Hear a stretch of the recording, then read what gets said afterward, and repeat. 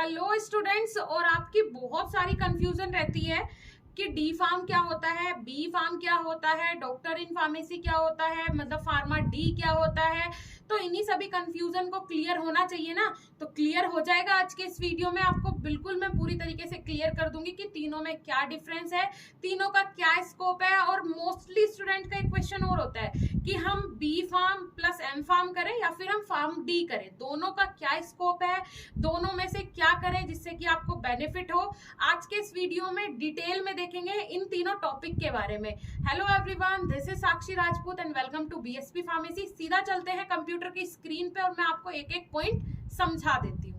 तो देखिए difference between D Pharm, B Pharm and Pharm D. तो आज का हमारा टॉपिक होना which is a best after 12th के बाद कौन सा कोर्स करना आपके लिए बेस्ट रहेगा, कौन सा कोर्स आपको चूज करना चाहिए। मेनली डी फार्म का तो इसमें कोई डिफरेंस ही नहीं है, सिर्फ इसमें तो ये बताना है कि सब में क्या करना है, तीनों में हमें डिफ्रेंशिएट करना है। लेकिन कंपटीशन अगर डी फार्म का करूं मैं फार्म डी से तो कोई कंपटीशन नहीं है। यहाँ पे हम कंपटीशन जो करेंगे, दोनों में कंपेयर जो करेंगे वो हम B Pharm plus M Pharm और किसमें डी फार्म डी में करेंगे, राइट। तो चलिए विच is a best after 12th, इनमें से कौन सा बेस्ट है 12th के बाद, तो वही आज हमें देखना है।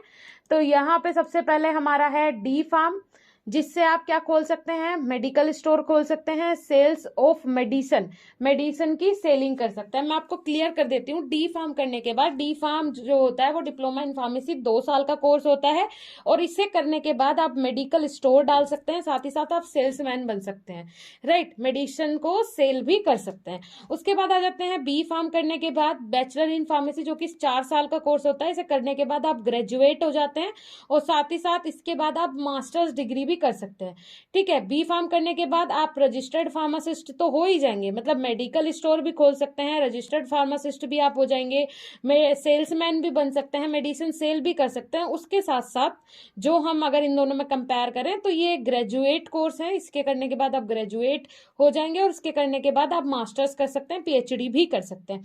तो ये दोनों में कंपैरिजन हो गया।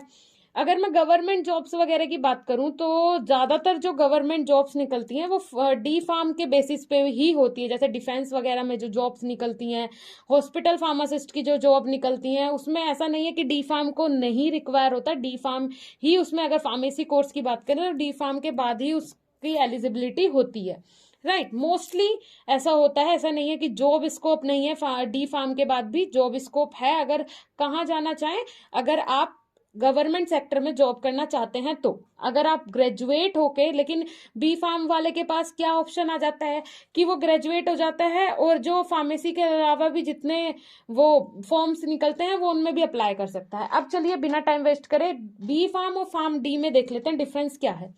फार्म डी मतलब डॉक्टर ऑफ फार्मेसी, और ये क्या होता है, क्लिनिकल फार्मासिस्ट की जॉब निकलती है। और अभी कुछ टाइम पहले पीसीआई ने ये भी घोषणा की थी कि जो मैं आपको दिखा दूंगी अभी, वो जो क्या बोलते हैं नोटिफिकेशन है वो मैं आपको क्लियरली दिखा दूंगी। तो क्लिनिकल फार्मासिस्ट की जॉब निकलती हैं फार्म डी करने के बाद। और फार्म डी का काम क्या होता है मैं बता देती हूँ। जो फार्म डी करने के बाद डॉक्टर ऑफ फार्मेसी बन जाता है बंदा, और ये भी कई लोगों के मन में सवाल रहता है कि फार्म डी करने के बाद क्या नाम के सामने डॉक्टर लग जाएगा। तो जी हाँ, नाम के सामने डॉक्टर लग जाएगा, कोई इशू नहीं है। लेकिन इसे करने के बाद आप, ऐसा नहीं है, क्लिनिकल फार्मासिस्ट का मतलब ये नहीं है आप खुद क्लिनिकल खोल के कहीं भी बैठ जाएंगे। क्लिनिकल खोलने की अथॉरिटी नहीं है, ये क्लिनिकल फार्मासिस्ट की जॉब होती है, जो कि कहाँ होती है, हॉस्पिटल के अंदर होती है। मींस आप डॉक्टर के साथ कंसल्ट कर सकते हैं, डॉक्टर को आप एडवाइस कर सकते हैं, या फिर इस तरीके के आप काम कर सकते हैं। अदरवाइज इसमें आप ये नहीं कर सकते हैं कि आप खुद का क्लिनिक खोल के बैठ जाएं। वहां पे आप डॉक्टर को कंसल्ट कर सकते हैं, पेशेंट केयर कर सकते हैं, पूरी तरीके से पेशेंट की केयर जो होती है कि उसे मेंटली किस तरीके से उसे रिकवरी करवाई जाए, ये सारे काम होते हैं क्लिनिकल फार्मासिस्ट के। उसके बाद collaborate with physician and health care profession, physician और हेल्थ केयर प्रोफेशन के साथ कोलैबोरेट करके मेडिकेशन दे सकते हैं किसे, पेशेंट को, लेकिन खुद से नहीं दे सकते हैं। कोलैबोरेशन इसमें जरूरी है, देखिए ये पॉइंट्स क्लियर है कीजिएगा। क्लिनिकल फार्मासिस्ट का मतलब ये नहीं खुद का क्लिनिक खोलने, और अगर हॉस्पिटल में भी पेशेंट को आप मेडिकेशन दे रहे हैं, उनकी टेक केयर कर रहे हैं, तो उसमें भी फिजिशियन से कोलैबोरेट करके बात करके ही आपको मेडिकेशन करना है। क्लियर हुआ। फार्म डी का अब मैं ड्यूरेशन बता देती हूँ। बी फार्म 4 साल का होता है, फार्म डी 6 साल का होता है। ठीक है, आगे अगर हम बात करें तो देखिए यहाँ पे अगर मैं फार्म डी की बात करूं तो फार्म डी में डॉक्टर ऑफ फार्मेसी आप बन जाते हैं, clinical pharmacist, collaborate with physician and health care profession. यहाँ पे इंडिया की अगर मैं बात करूं, और फॉरेन कंट्रीज में क्या होता है, जो फार्म डी करने के बाद जो बंदे होते हैं उनकी बहुत वैल्यू होती है। एक फार्मासिस्ट की वहां पे बहुत ज्यादा वैल्यू होती है। डॉक्टर अगर किसी भी हॉस्पिटल में डॉक्टर की रिक्वायरमेंट है तो उस डॉक्टर के साथ एक फार्मासिस्ट जरूरी है। फार्मासिस्ट परमानेंट होना चाहिए, बिना फार्मासिस्ट के कंसल्टेंट करे बिना, कोलैबोरेट करे बिना वो कुछ भी नहीं करता है डॉक्टर। तो फार्मासिस्ट की बहुत वैल्यू है फॉरेन कंट्रीज में फार्म डी करने के बाद। ठीक है, डॉक्टर ऑफ फार्मेसी करने के बाद आप हॉस्पिटल में, ऐसा नहीं है कि हॉस्पिटल में जॉब कर सकते हैं, आपकी रिक्वायरमेंट वैसी ही हॉस्पिटल में होगी जैसी कि एक डॉक्टर की होती है। उसके बाद वहां पे क्लिनिक खोल सकता है, फार्म डी करने के बाद बंदा अपना क्लिनिक खोल सकता है और नॉर्मल जो ट्रीटमेंट होता है वो दे सकता है। उसके बाद फार्मेसी रजिस्ट्रेशन मीन्स ये होता है इंडिया में, तो अगर आप फार्म डी करते हैं तो जैसे रजिस्ट्रेशन यहाँ पे डी फार्म बी फार्म का होता है वैसे ही आपका होगा और आप भी रजिस्टर्ड फार्मासिस्ट ही कहलाएंगे।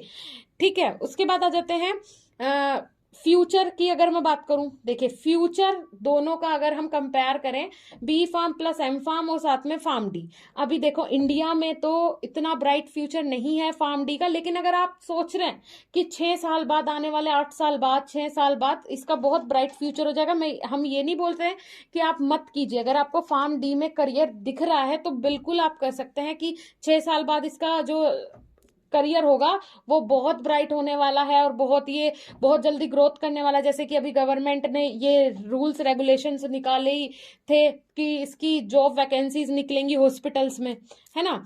पीसीआई ने जो जितने भी हॉस्पिटल्स हैं उनमें फार्म डी की वैकेंसी, क्लिनिकल फार्मासिस्ट की वैकेंसी निकाली थी, जिसमें रिक्वायरमेंट थी कि इसमें बी फार्म और डी फार्म का बंदा नहीं फॉर्म फिल कर सकता, सिर्फ फार्म डी वाला करेंगे। तो ऐसे तो इसके लिए बोल सकते हैं स्कोप भी है, लेकिन अगर अभी के टाइम की बात करें तो उतना स्कोप नहीं है जितना होना चाहिए इंडिया की अगर मैं बात करूं, है ना। उसके बाद क्या फार्म डी वाला जो बंदा है वो प्रैक्टिस कर सकता है? तो नहीं, फार्म डी वाला जो बंदा है वो प्रैक्टिस भी नहीं कर सकता है। ठीक है, कि आप इंजेक्शन लगा सकते हैं, आप ड्रिप लगा सकते हैं, ये काम भी आप नहीं कर सकते हैं। तो मेनली काम क्या होता है फार्म डी करने के बाद बंदे का, जो फार्मासिस्ट होता है उसका, डॉक्टर ऑफ फार्मा होता है, उसका काम सिर्फ ये होता है पेशेंट की टेक केयर करना, पूरी तरीके से पेशेंट की टेक केयर करना। वो किससे पूछ के, फिजिशियन से कंसल्ट करके पेशेंट की पूरी तरीके से वो टेक केयर कर सकता है। ये जॉब जो निकलती है वो सिर्फ हॉस्पिटल्स में निकलती हैं, है ना। अगर फ्यूचर की बात करें, करने के बाद आपके नाम के सामने डॉक्टर लग जाएगा, फ्यूचर में शायद इसका स्कोप और ज्यादा हो, क्योंकि अभी तो स्कोप नहीं है, अभी बहुत सारे बच्चे कर भी रहे हैं लेकिन उतना स्कोप इंडिया में नहीं है। तो होप सो आपको क्लियर हो गया होगा कि फार्म डी क्या है, किस तरीके से कर सकते हैं, क्या इसे करने के बाद आपको फायदे मिलेंगे। तो आप ये देख लीजिए ऑफिशियल नोटिस जो कि गवर्नमेंट का, पीसीआई का आया था कि फार्म डी के लिए वैकेंसी निकलेंगी, वो भी क्लिनिकल फार्मासिस्ट की हॉस्पिटल में।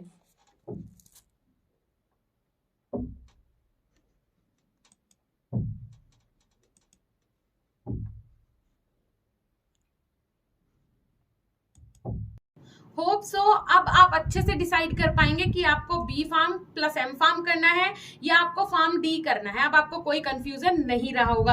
अगर अभी भी कोई कंफ्यूजन है या फिर कोई भी फार्मेसी से रिलेटेड टॉपिक के बारे में आप जानना चाहते हैं, ज्यादा से ज्यादा कमेंट सेक्शन में कमेंट करो, जिससे कि हमें आइडियाज आ सके कि स्टूडेंट्स की प्रॉब्लम क्या है और उसका सॉल्यूशन हम आपके सामने लेके आ सके। हम आपके कमेंट्स का इंतजार करते हैं। और साथ ही साथ मैं आपको बोलना चाहूंगी, अगर आप चैनल पे नए हैं तो प्लीज चैनल को सब्सक्राइब कर लीजिएगा, वीडियो को ज्यादा से ज्यादा शेयर कीजिएगा, जिससे कि बाकी जो स्टूडेंट्स हैं उनका भी कंफ्यूजन दूर हो सके। मिलेंगे नेक्स्ट इंफॉर्मेटिव वीडियो के साथ, तब तक के लिए धन्यवाद, नमस्कार।